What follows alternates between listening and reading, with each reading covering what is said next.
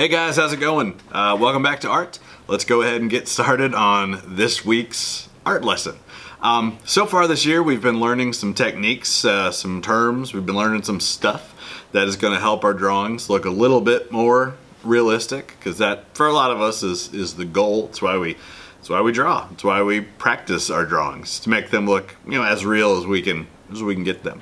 So one of the first things that we learned about was that thing called perspective, which we said is how we see things in the real world.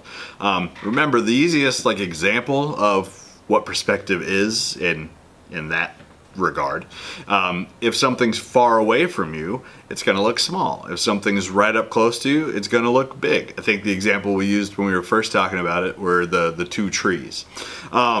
A lot of the things we talk about today are going to have to do with huge distances, things that are so far away from us we can't really see them anymore. But perspective affects things that are right by us too. If we look at this box, like we talked about the other day, this cube, even though it's real close to me, the edge that's closest looks longer than the edge that's far away. Now, that's just how I'm seeing it.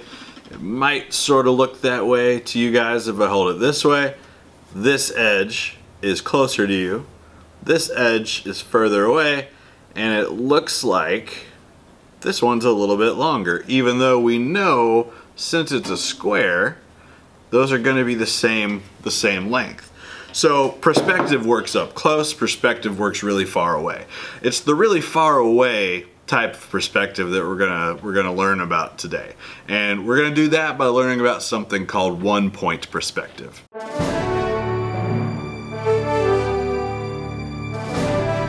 So before we talk about one-point perspective and exactly what it is and why it's even called one-point perspective, I want you to kind of imagine something in your head. I want you to think of a road.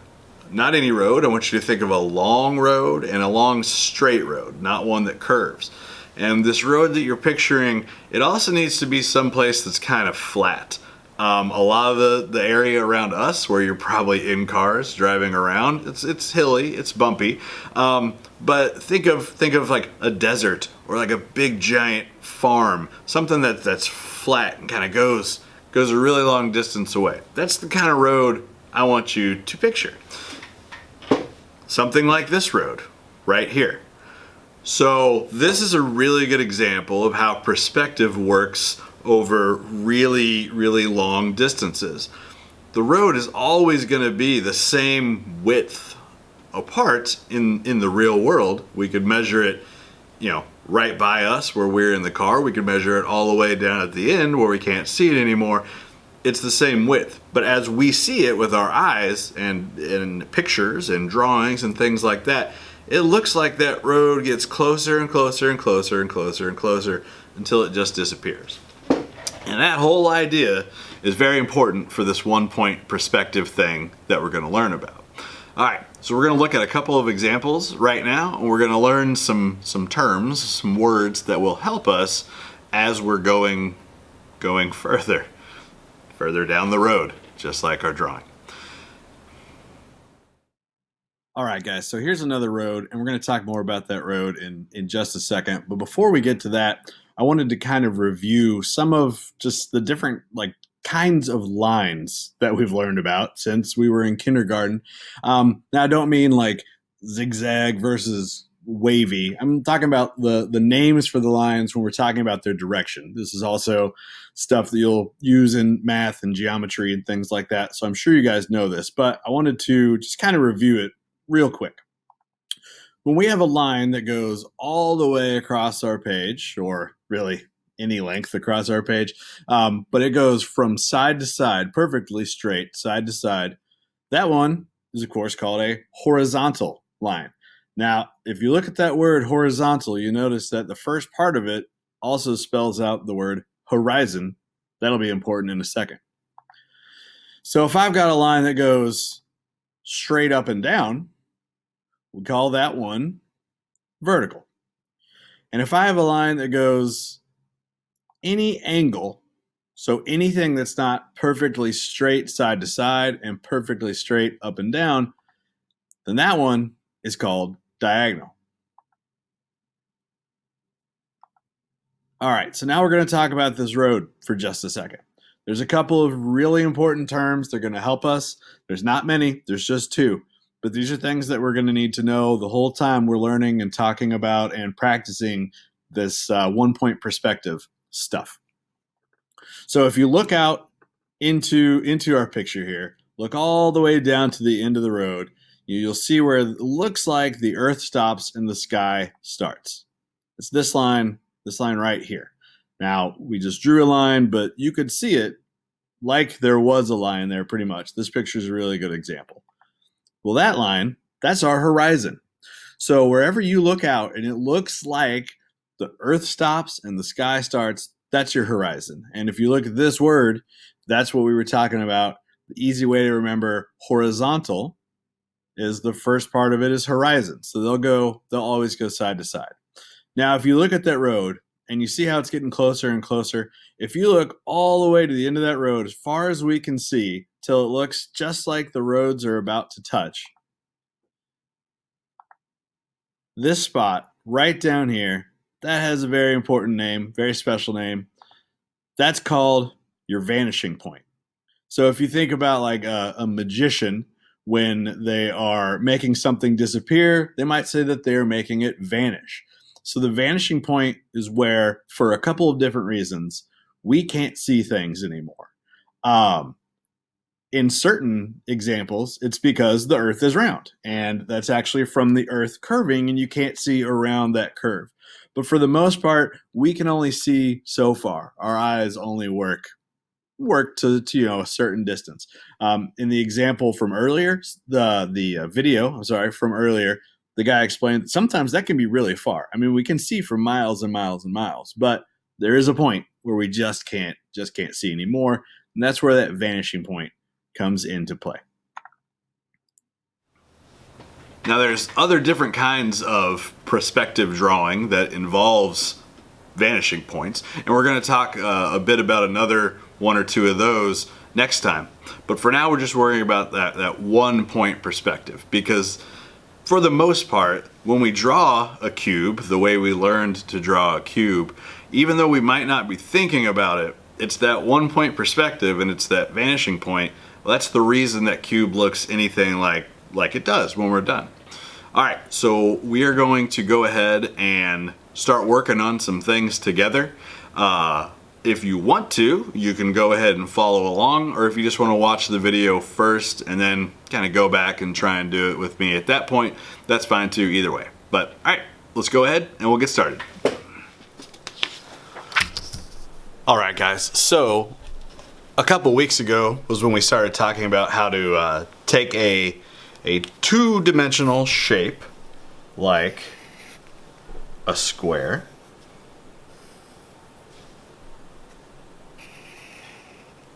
and turn it into a three-dimensional form like a cube. And part of what we did to kind of make that effect happen was we used some diagonal lines. Well, today we're going to learn why. Why did we use those diagonal lines? How did we pick that direction? How does this remind us anything of real life? All those answers have to do with that 1 point perspective thing that we've been talking about. So for today, we are going to need a piece of paper. Actually, you'll probably end up needing a couple pieces of paper, because we're going to kind of practice on one, and then the final thing I'm going to ask you to do this week, you can do on another piece. If you need to, you can always use the front and back of the same piece of paper if you're not trying to waste paper. All right, so paper, a ruler or something straight to help you make lines is super important. Does not have to be a ruler. It can be anything you have around the house. This is just like a clipboard. I'm not saying everyone has a clipboard, but this is just an example. I could definitely use this to trace my pencil across the edge to make straight lines with. Now, make sure it's something that if you get some pencil on it, everything's gonna be fine. You're not gonna get in trouble. I don't want you to like use a library book or something for this, because if you got a mark on it, that would be a problem. But something that if some pencil got on it, it wouldn't be the end of the world. For example, here is a magazine. It's got a straight edge that if I was careful with, I could use to draw a straight line. So pencil, something to draw a straight line with. An eraser is going to be important. If you don't have one, it's not a problem. If you do have one, great. But if you don't have one, don't worry about it, because there's some ways around not having one of those if you don't have one. All right, so let's get started. What we're gonna do is we're gonna kind of practice drawing that cube together. We're gonna do kind of a step-by-step thing so you can see how that cube works with 1-point perspective also being a thing. So we'll kind of go through this step by step. I'm gonna kind of probably speed up as I'm drawing so I don't waste a bunch of your time. I definitely won't speed up when I'm explaining what we're doing. So if you're following along with me, you'll probably need to pause between the steps so you can finish it out. If you are not following along with me right now and you just wanted to watch the whole video and then go back and see what you needed to do, that's fine too. All right, so the first important thing, anytime we're trying to draw something that is 1-point perspective, is knowing where our horizon is. So I am gonna take and just draw a nice straight line as close to the middle of my page as I can. That's gonna be my horizon. Even though I'm making up this world, that horizon is still important. The next thing I'm going to do, somewhere as close to the middle as I can get right now, I'm gonna make a little dot. That little dot right there is gonna be my vanishing point. So every diagonal line I draw while we're doing this today, it's gonna be pointing towards that dot.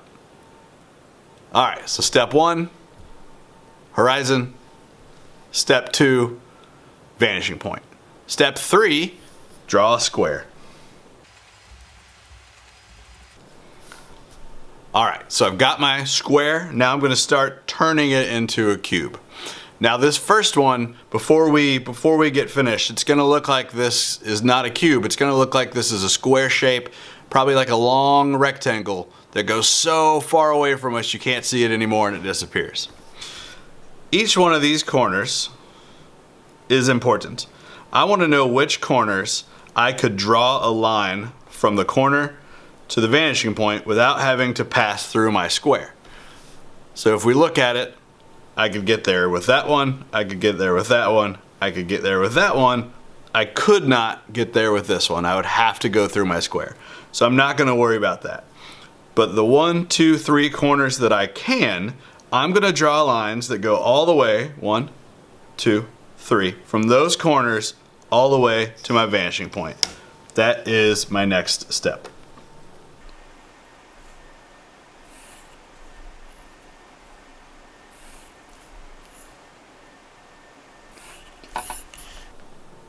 All right, so like we said, we're gonna end up with something that doesn't really look like a cube, but it looks like something that's going off into infinity, going off forever.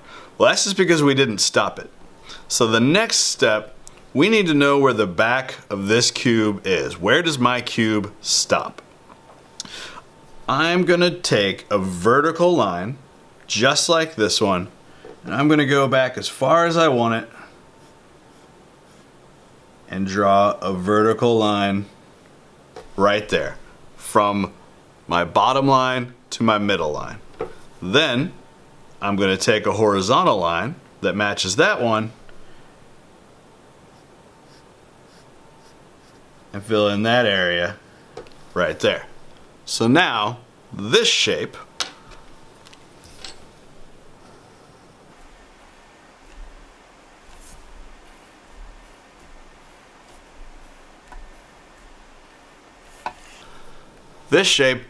does look like a cube. That's how cubes work. That's the reason we draw those diagonal lines, because even though you don't know it's there, even though you can't see it in every drawing, you're not going to take the time to do that in every drawing. Those are diagonal because we're pretending that they're heading to some sort of vanishing point. So now if I wanted to, I could erase those lines and it would look just like a cube by itself. So here's what we're going to do today. I want you to practice 1, 2, 3 more cubes, following those same directions. If that cube has a corner where I could point a line and go all the way to a vanishing point, I'm going to draw it. If it doesn't, like this one right here, I'm going to leave it. So try 1, 2, 3 more. So when you're done, you'll have 4 cubes. If you need to make those lines go all the way to the vanishing point, that's fine. You will want to on your first one. After you sort of figure out how this works, you might not have to draw them all the way. I still usually end up drawing them farther than I need to, just to be careful, and then erasing whatever I don't need. So that's going to be your next step. You're going to draw 1. If you've been following along, you already have that one, but 1, 2, 3 more cubes. Now there's a couple of strange things that can happen based on where you put your cubes. If you put a cube right on the horizon, then we only have 1, 2 corners that can point towards my vanishing point. So we're only going to see 1, 2 sides of that cube instead of 3 sides like this one. Same thing if I'm right below or right above my vanishing point, I'm only going to have 2 corners that can point that direction, so I'm only going to see 2 sides. So for your practice, we should end up with 4 cubes. Then, on the other side of the paper, if you need to, or a new paper, you're going to pick 4 different shapes. Now, they don't have to be crazy complicated shapes. They could be, a cube, a rectangle, a triangle, an oval, something like that. And you're going to draw those 4 different shapes in 1-point perspective. When we draw something this way, we're saying we're drawing it in 1-point perspective. Now, if you get all of that finished and you feel like you can still go farther, then you can think about shading those objects. That is not required though. I just want to see 4 different objects. Once you figure out how to do the cube, I promise you'll be able to do anything that has corners. Round objects can be a little more challenging. Instead of going from a corner, you're just going to start that line as far to one side or the other as you can. If I would have started it here, I would have had to go through my circle, right? So as far as I can get on my circle without drawing through it, that's where that line stops. Every time I want to see where my shape ends, I'm going to use the same kind of lines that it started with. So if it's a horizontal line on the front, it'll be a horizontal line on the back. If it's a vertical line on the front, it'll be a vertical line on the back. Same with diagonals. All right, guys, if you have any questions at all, please email me, call me. We can set up a Google Meet. I can help you get through this. I know this is kind of confusing.